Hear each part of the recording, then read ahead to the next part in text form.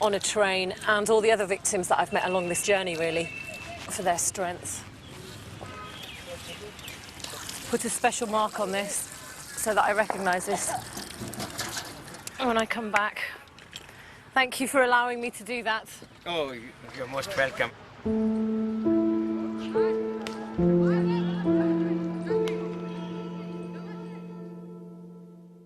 One group had tried to take refuge in their temple.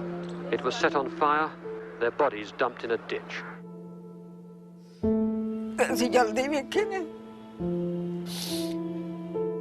I have saved my friend's life. I'm proud of me.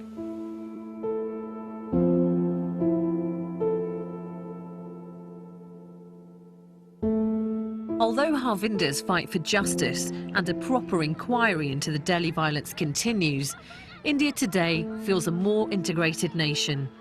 It even has a Sikh Congress Party Prime Minister. That evening, Sikhs and Hindus come together in a strong show of unity.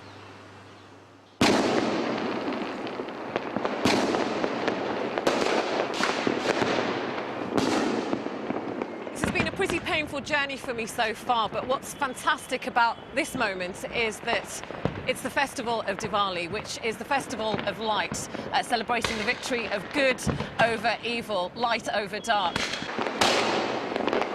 All across Delhi, people were celebrating with the usual Indian disregard for health and safety. How much money have you spent on the fireworks? 2,000 rupees. Yeah? 10,000 rupees.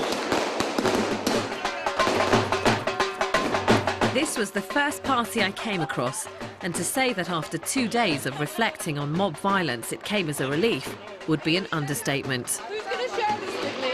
2 families, one Hindu, one Sikh, enjoying the same festival. Politics and religion irrelevant. This is just one street.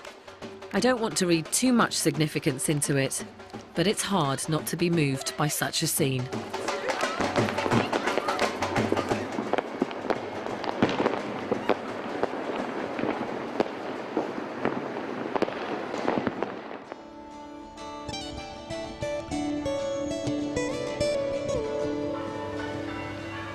I've returned home to Britain to explore the importance of 84 to Sikhs here and to make some decisions of my own. In Britain, Sikhs watched helplessly as events unfolded in India.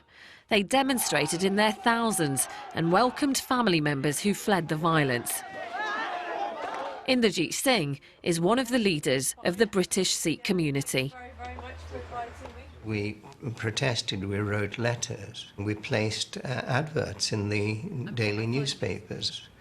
We did everything we could. It was reacting to the outrage that Sikhs wanted to demonstrate to the world. We are a minority. Please look at what's happening to our community. People came from all over the country, placards criticizing the Indian government and drawing attention to the wider world about what was happening. It was a very emotional affair. Over the course of time, what happened to that anger? Has it calmed down? Has it got stronger? Oh, none of us can be angry for too long. We do calm down, but sometimes the hurt remains. And in India, in this country, the hurt remained. But Inderjeet believes that despite the hurt, British Sikhs have moved on and discovered a renewed interest in their faith. Well, the events of 1984 made Sikhs examine their own religion. What is it? Why are we under attack? What are our teachings? You look again more closely at your religion at times like that. And when in looking closer and looking at the world around you, you realize that Sikh values, Sikh teachings have something very positive to offer. Emphasis on human rights and equality of all people, tolerance, real tolerance, respect for other religions.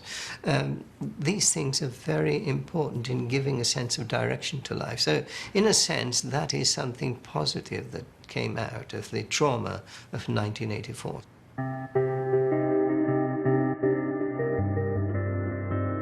As I near the end of my journey, my head is in a whirl. My questions are now more personal than political. Learning about 1984 has affected me deeply.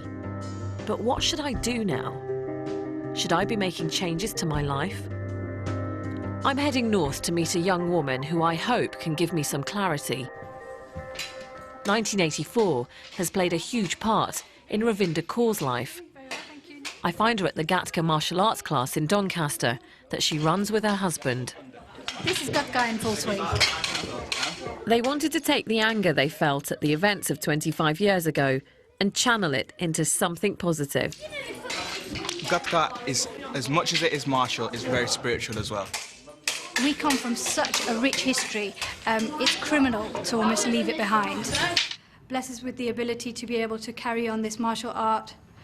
Bless us with the Leading this ability class to be able is to just part of a dramatic change in Ravinder that started when she read an account of the assault on the Golden Temple. I remember coming downstairs, looking at my dad and just falling and crying. And he said, you know, what's wrong? And I said, I cannot believe that something of this magnitude has happened with us. And I'm, you know, here I am, completely lost. I don't have a clue as to who I am. So before you were baptised in 2005, was your hair short? What was it like? My hair wasn't short, but it was curly. You know, I didn't have a turban. I didn't, you know, I didn't dress the way that I do. You look more like me? Absolutely. And are you more content now? Prior to 2005, I'd walk with my hunched shoulders, you know, down the street. And I was almost, to be honest, I was just another brown face in the crowd. To me, that's what I was. Now I walk with a presence, and that presence is only there, I can say, absolutely, most definitely, it's only there because of my turban. I admire Ravinder Kaur for the changes she's made, especially her decision to wear a turban. And I keep thinking of all the people I was told about who were attacked or killed because they wore a turban. I've realised for the first time quite how important it is for a Sikh to be identified as a Sikh. And that's made me question how I look and practice my faith. If I'm honest, I'm a Sikh who's bending the rules to suit herself. I'm avoiding the tougher decisions. And even though I feel guilty, becoming baptised would be a huge challenge. Never being able to cut my hair would be very difficult for me to follow, especially as a woman living in the West doing the job that I do. I don't know whether I will ever get to that point. Who knows? At the moment, I'm still travelling on that path. Not quite there yet. But I've experienced something I never thought would happen. For the first time, I actually feel connected to my full Sikh name. After going on this journey, that's the one significant change that I have really felt. I'm so proud of the name that I was given by birth, my proper full Sikh name, and the frustrating part of this is that I can't go back to being Jaswinder Kaur Sidhu. I have to be Sonia Diol, because that's how everybody knows me. But if I could, I would right now change it to Jaswinder Kaur Sidhu, which just makes me feel brilliant inside. As for the events of 1984, the attack on the Golden Temple should never have happened. It was ill thought out, and the repercussions were devastating. I used to think 84 was all about politics. Now I think it's about innocent people and the high price they've had to pay.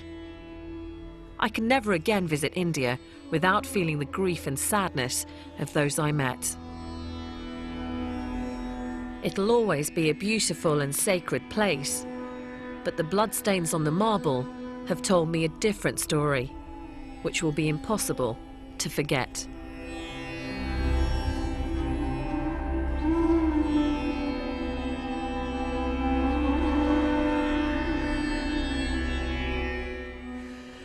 You can join Sonia Diol on the BBC Asian Network for discussion, music and interviews, Friday afternoons from 1.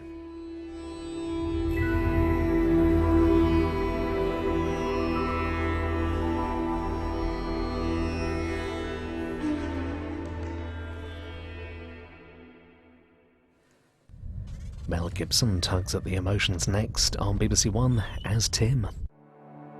Now the king lies dead, his armies routed. The conqueror